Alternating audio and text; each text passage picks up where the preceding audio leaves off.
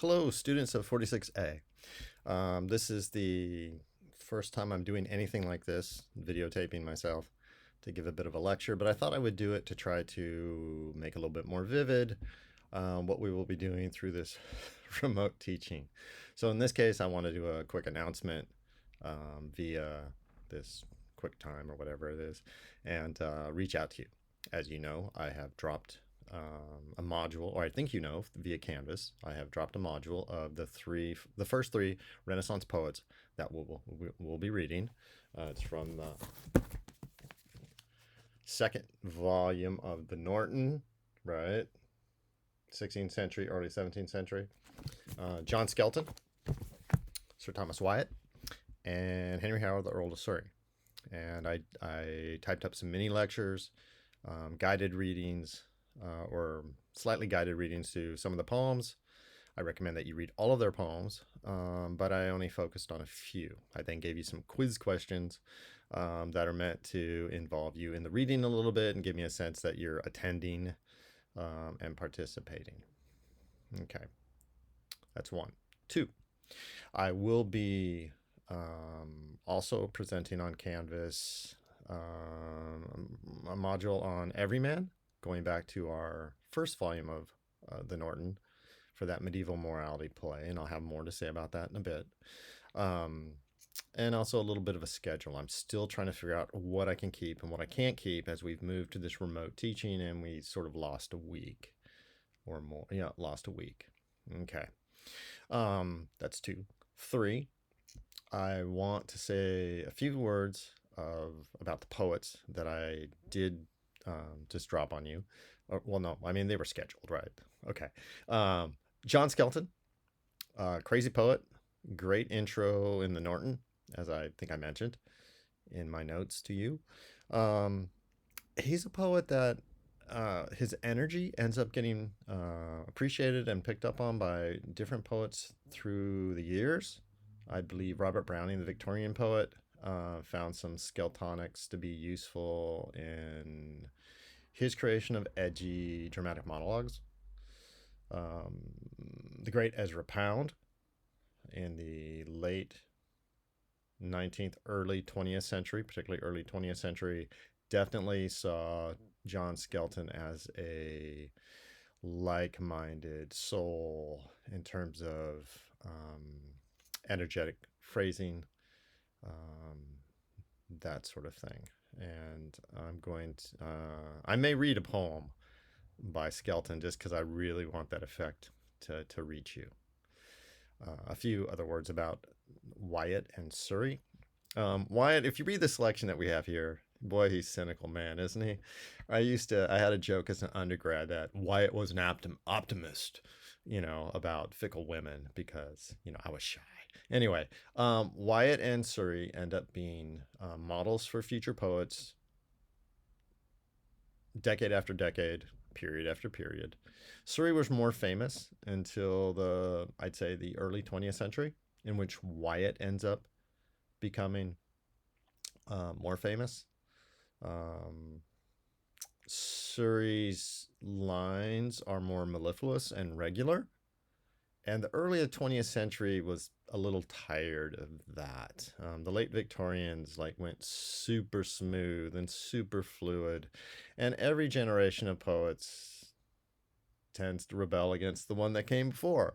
And so, in the early 20th century, there was this reaching back to medieval poets, to Renaissance poets, and then also the sort of ruggedness of verse, because it hadn't all been ironed out into mellifluous, iambic pentameter, light, heavy, light, heavy, light, heavy, that you're going to see in Shakespeare, for example. Now, Shakespeare, among others, was a master of really working that line. So there's nothing wrong with smoothness and regularity, because the poets who are best with smoothness and regularity also know how to mix it up for variety and effect. Again, you have a pattern so that you can change the pattern. And once you change the pattern, you do it for interest and emphasis. But we'll get into that as we go along further down the line. Okay. I want to go back to Skelton for a moment and Woefully Arrayed. I can't believe this poem is not included in the Norton selections. And I gave it to you as this X Classics. And again, I typed this up, but I believe the X Classics website for those two Skelton poems is a good website because it has linked vocabulary, so you can get the older words, the proper meaning for those older words that we don't use at this present time. Okay, but I want to do a quick reading. I haven't practiced, so we'll see how this goes, of Woefully Arrayed, because I certainly would have done this in class, right? I would have tried to, I would have wanted this dramatic effect in class. So we'll see how well this goes. And one thing is, at the end of every stanza, you get the woefully arrayed, sorrowfully laid out, provokingly displayed in a horrific way. That's what woefully arrayed means. You get it mentioned, you get it lined at the end of every stanza, but that's actually meant to kick into the chorus, because this is a poem, but it's also a song. Okay. Woefully Arrayed by John Skelton. Woefully arrayed, my blood, man, for thee ran. It may not be naid, my bloody body blow and wan, woefully arrayed. Behold me, I pray thee, with all thy whole reason. Be not so hard-hearted, and for this in treason. Sith I for thy soul's sake was slain in good season, beguiled and betrayed by Judas's false treason, unkindly entreated, with sharp cord sore fretted, the Jews me threaded, they mowed, they granted, they scorned me, condemned to death as thou mayst see, woefully arrayed, my blood, man, for thee ran. It may not be naid, my body blow and wan, woefully arrayed. Thus naked am I nailed, O man, for thy sake. I love thee, then love me. Why sleepest thou? Awake. Remember thy tender heart root, for thee break. With pain as my vein is constrained to crake, thus tugged to and fro, thus rapid all in woe, whereas never man was so, entreated thus in most cruel wise, was like a lamb offered in sacrifice, woefully arrayed, my blood, man, for thee ran, it may not be naid, my body blow and wan, woefully arrayed. Of sharp thorn I have worn a crown on my head, so painted, so strained, so rueful, so red, thus bobbed, thus robbed, thus for thy love dead, unfeigned I deigned my blood for to shed. My feet and hand is sore, the sturdy nails bore. What might I suffer more than I have done, O man, for thee? Come when thou list, welcome me to me, woefully arrayed. My blood, man, for thee ran, it may not be naid, my body blow and wan, woefully arrayed. Of record, thy good Lord, I have been and shall be. I am thine, thou art mine, my brother, I call thee. Thee love I entirely, see what is befallen me. Sore beating, sore threading, to make thee man all free. Why art thou unkind? Hast thou not me in mind? Come yet, and yet thou shalt find mine endless mercy and grace. See how a spear my heart did race. Woefully arrayed, my blood, man, for thee ran. It may not be naid, my body blow and wan, woefully arrayed. Dear brother, no other thing I of thee desire, but give me thine heart free to reward mine hire. I wrought thee, I bought thee from eternal fire. I pray thee, array thee toward my high empire. Above the Orient, wherein I am regent, Lord God omnipotent, with me to reign in endless wealth, remember, man, thy soul's health. Woefully arrayed, my blood ran. My blood, man.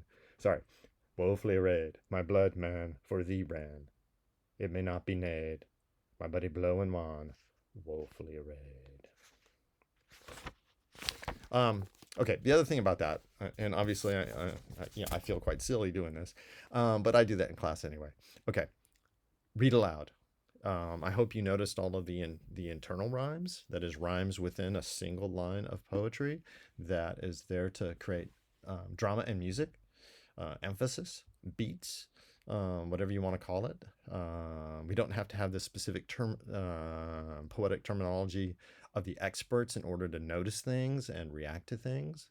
I think that's because we can make those up as we go, and we can discover the expert terminology as we need it, step by step by step. Okay, I think that was 5 things in this brief message to you. I hope it finds you well. I'm quite concerned about the coronavirus. I hope everyone is sheltering in place. I hope you let me know if there are problems with, I mean, again, maybe you won't get this, in which case you can't let me know, but let me know if you're having problems with access. All of the poetry that we're reading, all of this material is, I mean, frankly, it's by dead people. So it's out there beyond copyright in some way, shape, or form. For those of you who don't have the Nortons, there are ways in which we can make this happen. Okay. Oh, last point, going back to Woefully arrayed. The attitude of God, you know, Christ on the cross, Lord omnipotent, who's going to sit in judgment. I believe I typed this up. Is also going to help us with every man when we step back to the medieval morality play. And I'll have more to say about that in another broadcast. Okay, this is Matt Duckworth. Thank you very much.